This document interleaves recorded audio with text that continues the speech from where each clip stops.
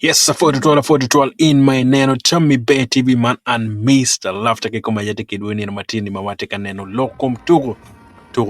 matitu twal mamangene otiema otime in northern Uganda kidong ben watika ngeni Uganda tika makeke gini maomier ben wanen wi kor ken mano chalo jimune tikere. Now malupa ki tugo me secondary school wanu ngeni tugo tika tema mabedo twal man in northern Uganda watika ward mere mabedo twal dong ben o ya gikene in matini matugo eno bedo tugo matek to twal mo bedo mere tugo mo ma tiana nyiero gwene kin gi matek mada kidong beno tiana wube go make man makelun la ngwiri ramo kitene ena wanti kamero nene ke kuma now report tie mo katio kama ling result tie wa kama ling mo meto mini bot vu kuma ke kuma now ko wacha konki gulu kero waneno kere third round kero tuko no bedo tikere wano ngeyo ni third round obedo tuko mo bedo matek to twal man kien favor man kena wube favor yedong geno karo en amadek ma geno go St John Paul gola yario e kom jero ke dong beno watika neno ni anyira maber go to third place mo bedo en secretary ma go man makilwoni anyalo wirgi ma otumo e golo makaromo ya dek e kom jero mano geno go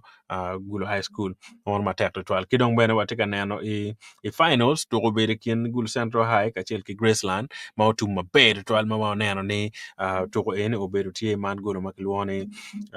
jero kom jero mo chwalo kar ma tek to 12 ka dong go cher penalty man magulo Central High School gulo man makilwoni angwen ni komario mon result panyira kidong bene result pa wo i third place mo ken mo por kere kore now to mo ken be kere waneno be tie kere waneno boys awobe madon mago go to matek to 12 waneno man makelwone Nigri go makeke luwerigi man makelwone Gul Central High School now to go eno ber mabed to alga che ini neno bena temo posting yibu kenyo i video machele to go eno ber mabe mo beri soko mono ba madito to almati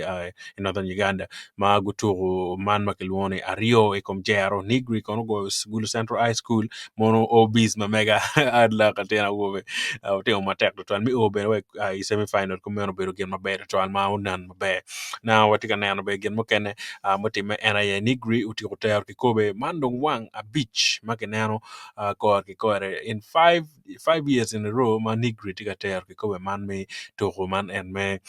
to pa school inter school games mano tika timo nene mano beru gen mabe to big up Nigri boys wano ngeyo ken ma wonu yelle kere dakti mabe to wadwa foj boto petemo gen mabe kere NP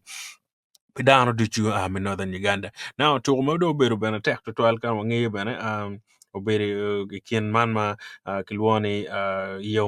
moro district be wote kanano ne to kero resalo beru tikere kama leng enati command moro waneno koro wobe koro go juaro man ma kilwoni kakota mono joma koro go agio mere ni bud gola yangwen kuma chel mono dong mere koro go ter ki kobe man me omor district ki dong bena anyiera man me lakwana geno goyo jo man me awere golo mabe chere penalty actually mo tuma ye golo angwen kuma rio actually abiji kuma ngwen mono ket machalo ber kere panyiera gulu panyier gu central ober angwen kuma rio mono penalties but koro gen guloyo man pa wube iyo mo district kidong bene waneno ni lakwana girls geno goyo man ma were girls bene mo guloyo angwen abich kuma angwen mono ket machalo to ober ka time kere kore iman makilone to another alo kidan mo kene ma waneno awube wa mago ber tie ba chi obiwinyo loke ken machalo tuko ne ober kere kore ber in bene te ire winy ken machalo gen go ber kanene tuko eni wor kere mono yo ber result abiwinyo loke then waneno ken machalo no twar miyo kere tamwa ekom ken machalo tuko eni wor kere Yes, tuko war mabe aneno imwagane jana mungkin aneno tuko upere ro mala mal wel dano beru tuo ma cha so beru jang kwan ma peti anena kiel ni mwaga cha pa awi aboro mi final mi tuko pa wo ene with centralized school so ya pa bo bishop angelo next college ma tuko ene beru ro tuko ma tuko cha cha bo ngwen utum mabe na uberu gola rio from north sport team next college yene ko ka de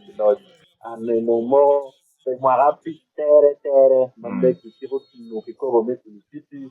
level me ball game one ye level me kan one secondary Kidong sini juga raka misi ko madong yurni ko do chiare ne ki yana pi consecutively no tera itu ko ini. Ko tu mabe wa beru pa dano beru wa meno tum ko ko sisi mo kana sian wange ko do ka kita mier. Apo ya mo amo ka wa beru regional league, I mean regional championship la mo para per ko Itamu gi rotating pol kare lo loj pa lo to level na secondary gi rotating do na actually east and actually west yes ma mo karne o beri actually east mo beri la mo ai para per ma ani do actually west mo nyure no utugo yung ikina moro noya moro ki pulu district no pulu city di fanya che to represent pulu west di wang di pero ke noya ma bu beri ke igan kwana na ka ko ene tugo me secondary de beri ya level ni regional ni northern region ya churi sub region kita cara noya ya na hatan tanto kita ka ne da para ngwan me di na ngwan ko me ene no tan kita reporting ya kar no nen te mu di mari ya me screening ge no yo pa me to ruone te to ne da pa wi a big bat so ne no reporting ke ne da pa wi ngwan me di na ngwan ni ma ha ni ko me Now, yeah, for the time do kitama ene kay winyu kin machalo ke wajo kere ni manaka yang no gulu central uri maka makerama marama ya pa ya boro mapia geno lo ke kobe man nyomi ober ko final pen no guri ya po ya ka ya po actually final ka ma wan full degree and like 2012 and I want be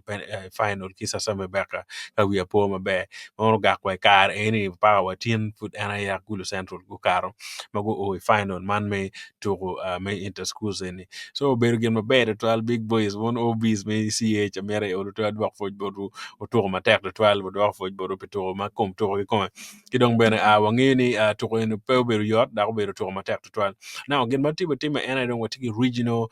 games ma do be beru tie man makelwane keda pol kar wa neno ma wakato bedo man makilwan la mo so any regional games pa northern Uganda be bedo tie man no actually sub region bedo tie man makilwan inwaya ya naga ken machala winyo kere papa wajo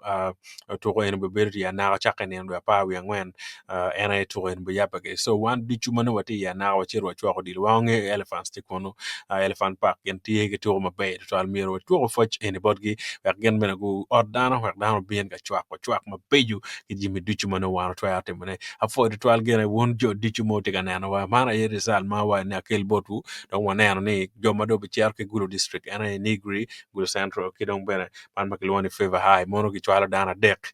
mono jo mo be aki guru city me cher ka to man makil woni regional ki don bene nyera watiki nyera secretary nyera guru ay ki da nyera guru central mi nyera graceland mono group anyera dek mago bicha regionals man i ya naga man me naga pop and pol naga pop pol mo kama kibiture ye to man and man me regional yeah mono ye gen ma mera which kidong beno tika na Uganda tika turu I chawane actually angi dong no kumbiri no dong first half do chero giti to gini ma ber ma ber to al kirwa na kere akanen kono sale kar cha wuchi bu kan kirano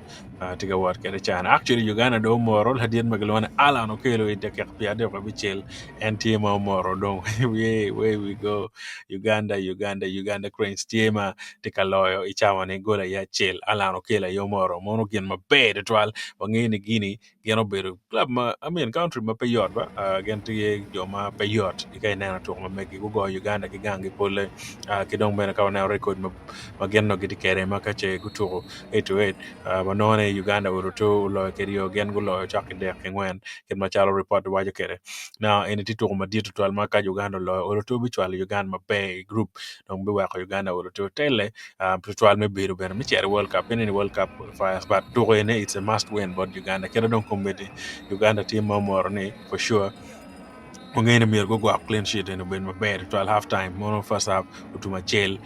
kom nail mono ber 12 mono for 12 menen wa obiketo ki lokum to ma pat dichu wek ben wa kel botu fo menen wa chaman o mete wono ki nano tami be TV one love subscribe ko che foot page subscribe mono ber 12